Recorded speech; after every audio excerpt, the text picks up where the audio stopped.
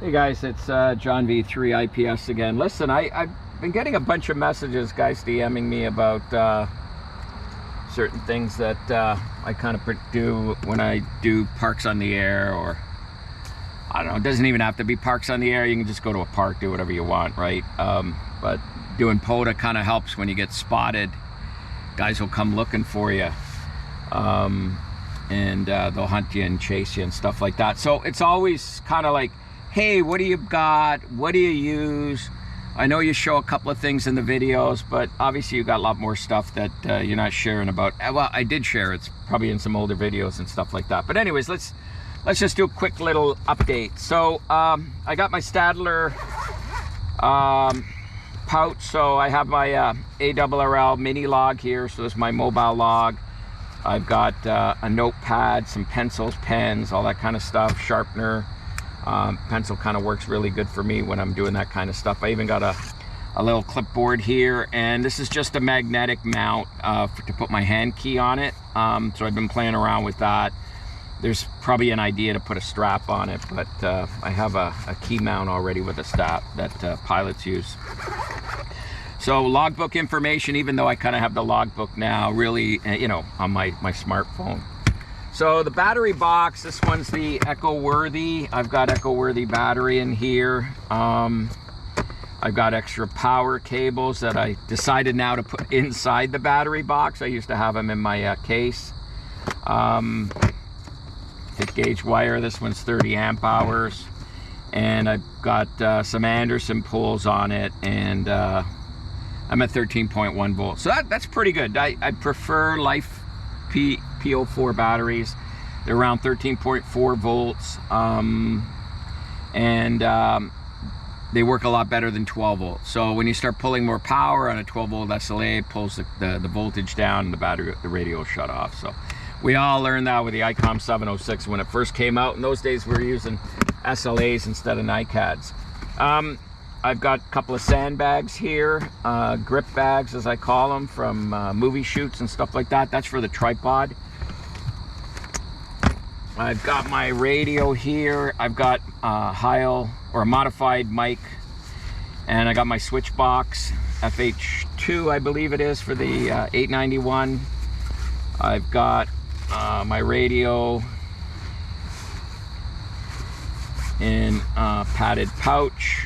And I've got some 3D rails on it just to put the front end on it. Actually works out pretty good. And I've got an external connector here. I hate how they put that stupid mic connector in there. There's room, they should have, they didn't want to, they can't, I don't know. But anyways, I hate the way they have the mic connector on this thing.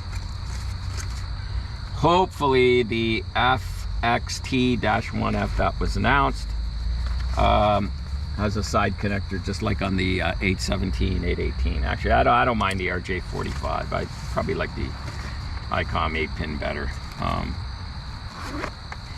Then in here I have a mic and power cables and stuff like that. So I did, you know, why did I bring the other bag? Well, I got two mics for it, right? So one's a nice little clearer, sharper, higher pitch audio than the kind of the muffled Yaesu mic. So there's a pouch bag for that. The blue one here in my video bag.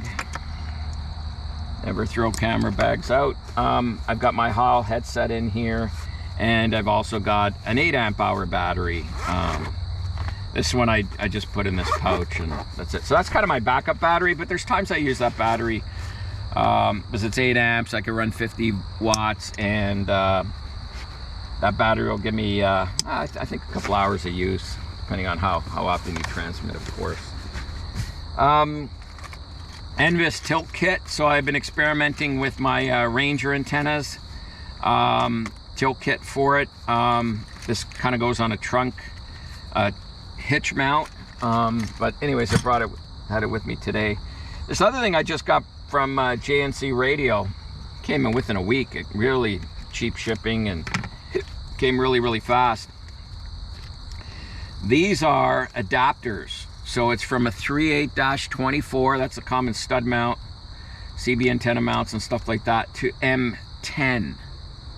So the European standard and the Chinese standard is this M10 thread, not compatible with what we use in North America. So a lot of my antenna mounts are all 3/8 by 24. So Jesse had adapters made up in a CNC manufacturing place, and so I bought a bunch of these. So what does it mean? Well, it means I can use my JNC radio antennas that have an M10, those telescopic whips. I can use those with some traditional different CB mounts. So this box here, I got my camera cage, my RX7 scanner. I've got my county comm radio, Texan PL365 with a 3D rubberized case for it. Kind of cool. That's just to check HF stuff out, extra batteries. I got my meter, my handy dandy iPortable antenna tuner. I've had this for quite a long time, at least 10 years. And I actually met the guy at Dayton one year, so that was pretty cool to meet the guy. This just measures SWR, that's it, pretty simple. Turn it on, starts off on 20 meters, and it's got a VFO on it. It's pretty easy, pretty fast. I just need to get a quick frequency check. And the other radio here is the T81A. This does 12 gigs, does 6 meters, so I just thought I'd throw that in. I just wanted to see about trying to hit the 1200 megahertz repeater. I can hear it from this part. So that's that case there. This is kind of going to become, because of the pockets, it's really a camera type case, but I think I'm going to treat it as sort of like a handheld go box. I'll probably put my couple other radios in here and another scanner. Sometimes you go to the park, band conditions are lousy, and you get the activation in, but you don't want to leave, so I start tuning around, stuff like that. I even have a pocket TV, so I could see what kind of TV stations I can pick up. So this is just this mounts on the steering wheel, so it's just a little desk. This is the same version of it, except this one is made out of canvas and actually goes on here onto the steering wheel. So that's just for logging and stuff like that. So now what about the antenna, John? And did you remember to bring the coax? So I did remember to bring the coax. Always put the RF filter at the antenna side, not at the radio side. So you want to choke that stuff right away. So that's my coax, just RG8X. This is the 599. This is the 750. The 750, as you know, the JNC Radio MC750 is a vertical antenna, 40 to 10. On 40, it's got a coil. The other bands, it's a telescopic whip. So I've got that. That's my vertical. And I already realized here I forgot my AB switch, so I will not be able to switch between those two today. But anyways, we're going to go horizontal. I got my M104 antenna kit, so this is the vest pocket antenna. Very vest pocket. I've used this successfully even on some trips to the States.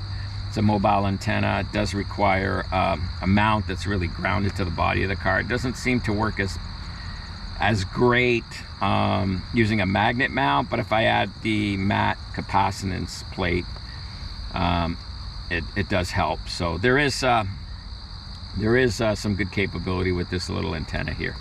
Works very, very well. I was at the park, 10 watts, 705. I worked a club station at a high school in the early evening. They were in South Carolina, so that was a thrill for them, and it was a thrill for me because I was just trying out that antenna. So the MC599, that's the one I'm going to set up today. I cut off some wire on the 40 meter element, so I want to check out the SWR, how I have it set up out in the field. So 2 telescopic whips. It's got the center plate, and in here I've got different connectors and stuff like that, different adapters, some stakes. One thing, should probably add some extra paracord, but I've got 2 packs of paracord here that I have in the car at all times, and a couple of weights. So that's it. I'm going to put that antenna up. It's inverted V on 40, and 20 and up it's reverse inverted V. It points up, so it's an upward V and a downward V. So that's the antenna we're going to try out. I've got a guy kit here in another pouch. different guy rings, different sizes, so I can use it with different stuff. This is just a little doodad that goes on a telescopic whip. And or sorry, not a fiber telescopic carbon fiber fishing pole, telescopic mast. So I have the Soda Bean carbon 6. This will probably fit on the top, so we'll give that a try. I'll remember to when I get home. Actually, I was going to bring that out, I forgot it. Okay, so we got that sorted out, and then there's the tripod. So this is an excellent heavy-duty tripod, and I tried, if I priced it out or tried to make all the components myself and stuff like that, and even bought a tripod and went to different places, I could probably replicate this kind of environment that I have here, but I wouldn't be able to do it with a sense of quality and style. So it's pretty cost effective for the price of the JNC Radio 599 antenna, because everything's already laid out for you. Really good wire, stainless steel components. It's got all the bolts, all the stuff you need in order to put this thing up, and this tripod is fantastic. I can use this for some of my product photography in my studio as well too, so we'll get that set up. Now you want to guy it, that's why there's a guy kit. There is some wind loading on it, but I've got some grip bags on it, so that'll kind of solve the problem. And I got everything mounted in this, everything goes in this camera bag here that I've had for ever since I was in college, a long time ago. Okay, so that